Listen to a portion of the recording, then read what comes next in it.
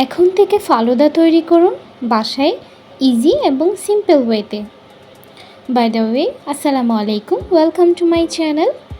আজকে আমাদের রেসিপি হচ্ছে ফালুদা। এটি আমরা বাসায় খুবই সহজ এবং ইজিভাবে এই রেসিপিটি তৈরি করার চেষ্টা করেছি। আই হোপ আপনাদের ভালো লাগবে। ফালুদা তৈরি করার জন্য আমি এখানে নিয়ে নিয়েছি 2 টেবিল স্পুন তুলসী বীজ, অনেকে এটিকে তুকমাও বলে থাকেন। এটিকে এখন আমি হালকা পানি দিয়ে ভিজিয়ে রাখবো যাতে এটি ফুলে ডাবল হয়ে যায়। এরপর আমি নিয়ে নিয়েছি 2 কাপ লিকুইড দুধ। লিকুইড দুধের মধ্যে আমি এখন এখানে দিয়ে দিব 2 টেবিল স্পুন সেমাই। আপনারা যে কোনো ধরনের সেমাই ইউজ করতে পারবেন, চাইলে ফালুদার সেমাইও ইউজ করতে পারবেন, কালারফুল। তবে আমি সেমাই নিয়েছি যেটি আমার কাছে অ্যাভেলেবেল ছিল। এখানে আমি 2 টেবিল স্পুন দিয়ে দিয়েছি। এটিকে মিডিয়াম টু লো আঁচে দিয়ে ভালোভাবে এটিকে বয়েল করে নিব যাতে সেমাইটা সিদ্ধ হয়ে যায়। এরপর আমি এখানে হাফ কাপ লিকুইড দুধ নিয়ে নিয়েছি, সাথে অ্যাড করছি এখানে কাস্টার্ড পাউডার 2 টিস্পুন। আপনারা চাইলে কর্নফ্লাওয়ারও দিতে পারবেন কাস্টার্ডের পরিবর্তে। এরপর আমি এখানে দিয়ে দিচ্ছি 1 টিস্পুন পাউডার মিল্ক। এটি দিলে টেস্ট একটু ভালো হয়, আরও দ্বিগুণ হয় স্বাদটা। এরপর অল্প অল্প করে বয়েল হতে থাকা দুধের মধ্যে এটি মিশিয়ে নিব যাতে কোনো ধরনের দলা পেকে না যায়। খুবই সাবধানে এই কাজটি করতে হবে এবং স্লোলি এটাকে ভালোভাবে নেড়ে চেড়ে অল্প অল্প করে এটি অ্যাড করব যাতে আমাদের যে কনসিস্টেন্সিটা আমরা চাচ্ছি তা যেন আমরা পেয়ে যাই, ওই থিকনেসটাই যেন আসে।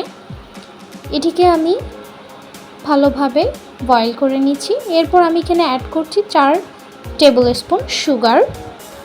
সুগারটা আপনারা আপনাদের টেস্ট অনুযায়ী দিতে পারবেন। যদি আপনাদের মিষ্টি বেশি পছন্দ হয় সেক্ষেত্রে আপনারা আরেকটু বাড়িয়েও দিতে পারবেন। এরপর এটিকে গাঢ় করে নিয়েছি, দেখতেই পাচ্ছেন এটার কনসিস্টেন্সিটা। এটি চামচ থেকে খুবই স্লোলি ড্রপ হচ্ছে। এই পর্যায়ে আমরা এটিকে নামিয়ে রাখবো।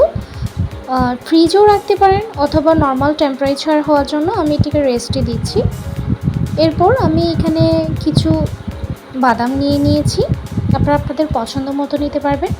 এরপর আমি এখানে নিয়ে নিয়েছি কলা।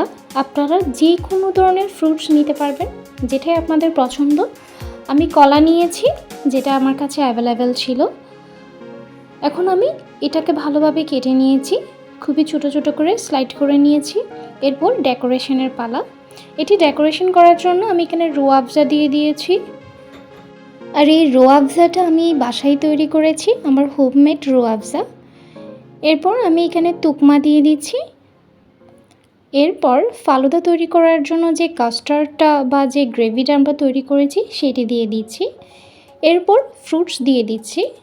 যেহেতু আমি কলা নিয়েছি সেহেতু আমি কলাটাই ব্যবহার করছি। আপনারা চাইলে যে কোনো ধরনের ফ্রুটস এখানে ব্যবহার করতে পারবেন আপনাদের পছন্দ মতো।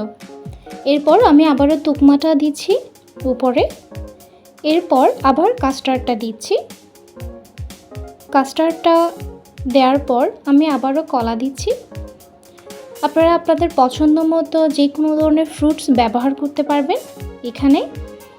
আর যখন কোনো ধরনের মেহমান বাসায় আসে তখন ইনস্ট্যান্টলি এই ফালুদাটা তৈরি করে দিতে পারবেন আপনারা। খুবই সহজ এবং খুবই সিম্পল রেসিপি এটি।